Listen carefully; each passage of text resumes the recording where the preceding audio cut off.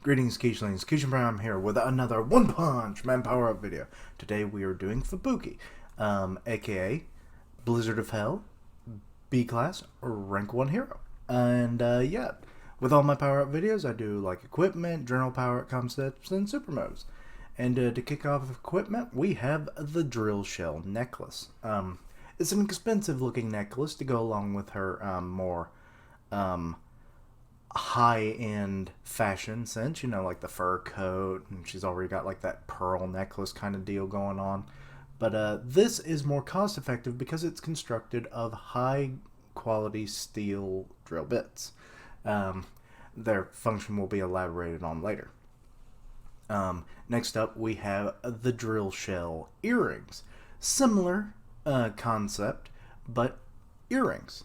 Again, to go along with her high class, end of fashion and everything. These are expensive looking earrings, but what they are constructed of is what makes them much more valuable and sets them apart beyond just their design, which is based on a step drill bit. They are made out of the same alloy as Metal Bat's bat. Now, be it the reason why I only, instead of going with like all of it being the same, I thought, okay, she's only a B class hero, so I was like, she doesn't have the highest budget, and I don't know if B class heroes can actually make requests too often or at all to the Hero Association for equipment. So, I thought, let's keep it simple, like maybe she, via like either Genos or even her sister, allows her, to get access to a little bit of it. And then they fashion it into these earrings, and then from there, she now has these very valuable weapons that she will use, for the foreseeable future. And finally, for equipment, we have the Frost Capsules. These small capsules are filled with liquid nitrogen. This is so that she can freeze her telekinetically generated winds that she uses, like during her like Hellstorm and everything.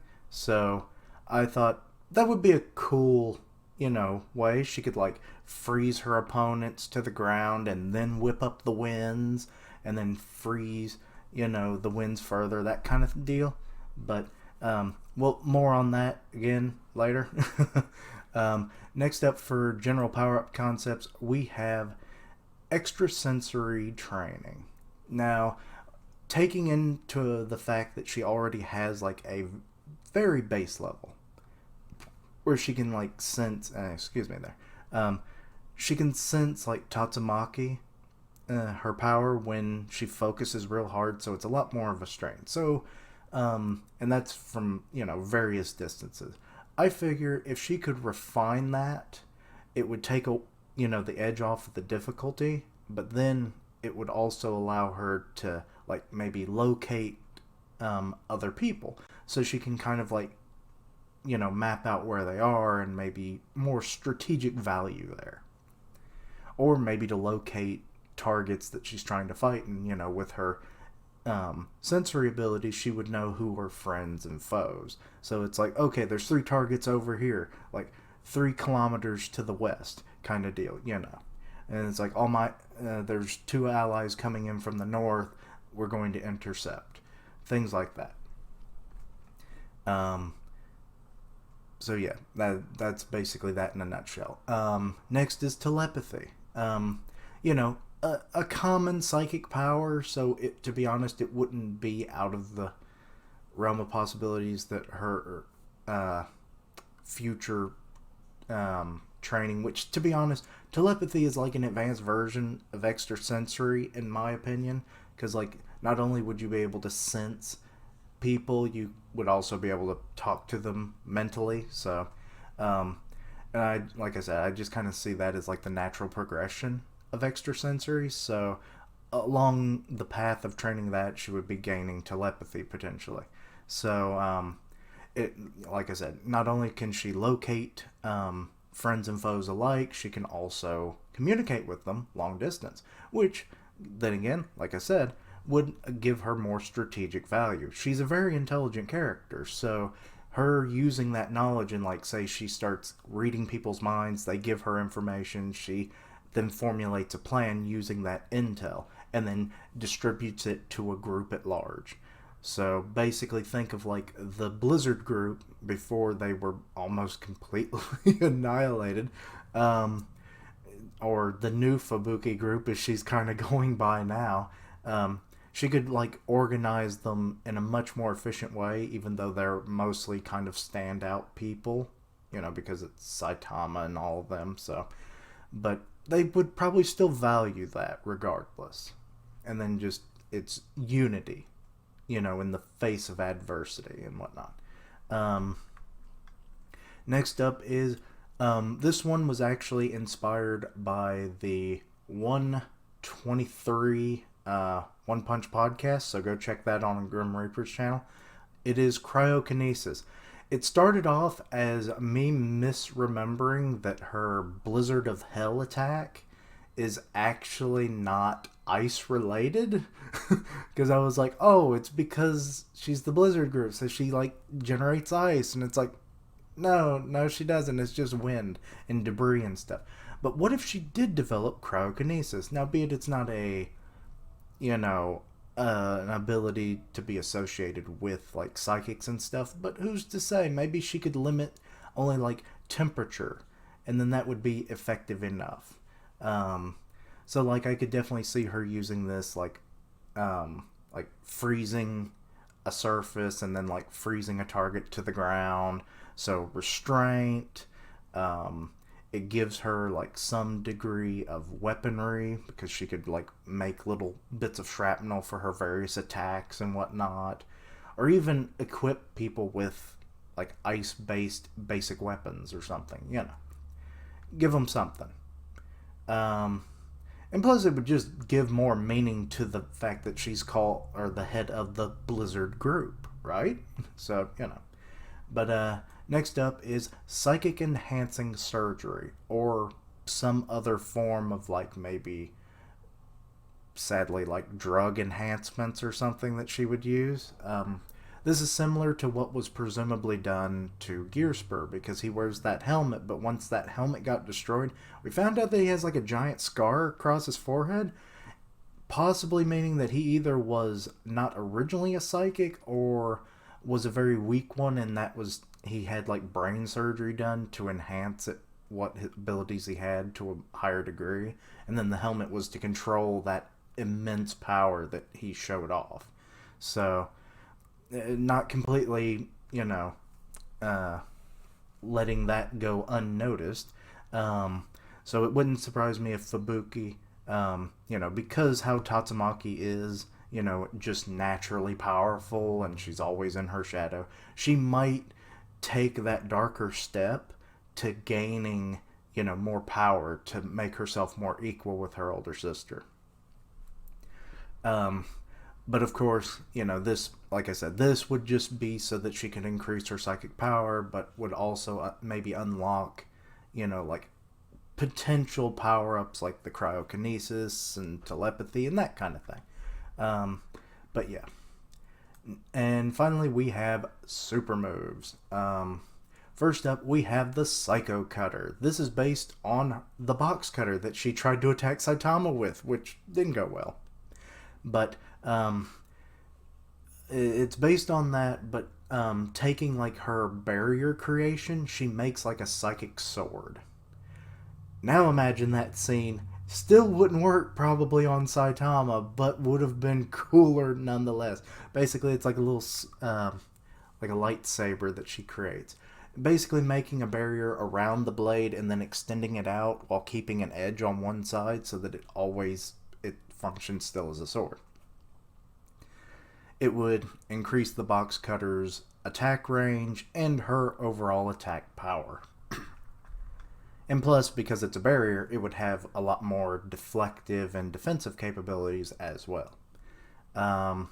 Next up is Vacuum Orb. Now, this was inspired by the pre-revised version of 223, or 123 and 122. um, where she was creating like orb barriers to protect her, Bang, and Bomb. And I thought, well, what if she did that, but made it like enclosed around either a target's head or their whole body, but then has a hole in it. And then using her telekinesis, she basically just sucks all the air out using a little tornado, and they start to suffocate due to the lack of oxygen. It could either weaken or at least potentially kill, but weaken nonetheless because they would start breathing harder and everything, using up their little oxygen supply. And even if they do survive, at least they would be disoriented enough potentially to allow her to have a better fighting chance against even stronger opponents. Um, Next up is the Psy Sniper. Now you get to know where those drill bits and such come into play. Basically, it's like the drill shell necklace, but even more so the drill shell earrings. Basically, she like focuses, psychokinetic energy around her fingers. The earring or one of the drills on the necklace come off. They float at the end of her finger, and then she points it and then fires it, giving a spin, and then it's just like a drill that goes right through you, but as if she was shooting a gun. So that gives her a long range attack that is pretty devastating because of its piercing power. And of course, it would go further the more power she puts behind it, but even more so with the earrings because of the metal that they're constructed of. Next is Psy Scatter. This is while it's less accurate, it is a multi-directional version of the Psy Sniper.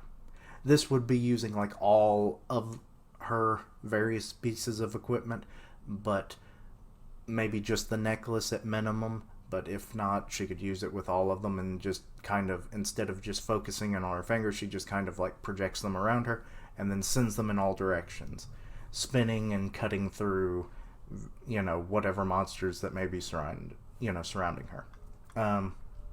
Next up, we have Frozen Flower. She sends a line of drill bits, closely followed by a frost capsule. But right before, she makes contact with it, they fan out into like a conial position or formation, and then release it. They dig in, and then she basically releases the capsule.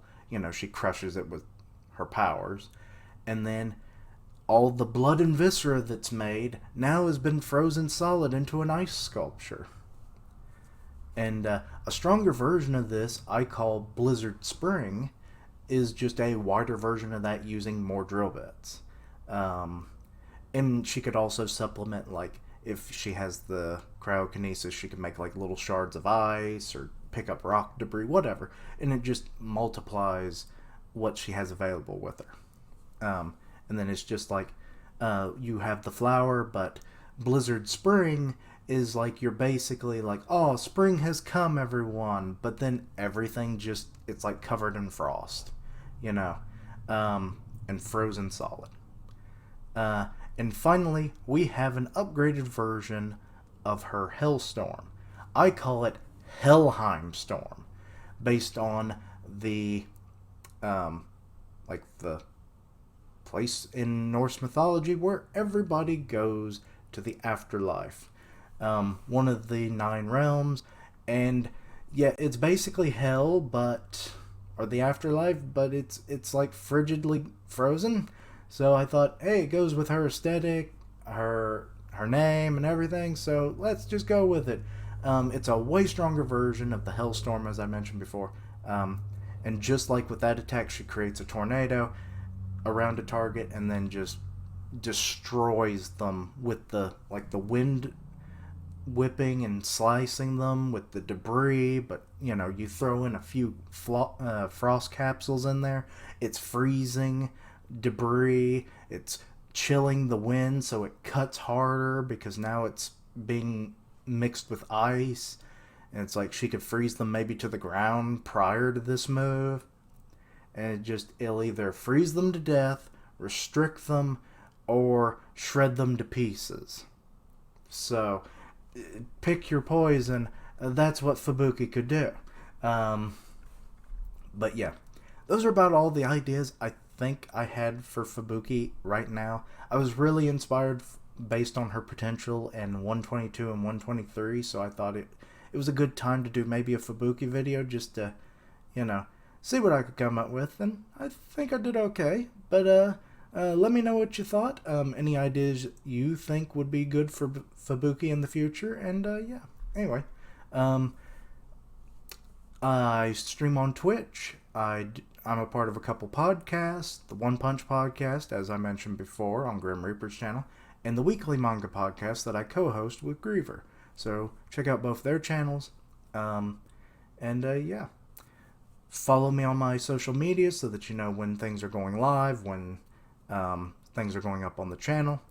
And yeah, check out my other content. And as always, thank you for watching, like, comment, and subscribe. And until next time, Quiche Langs, roll out!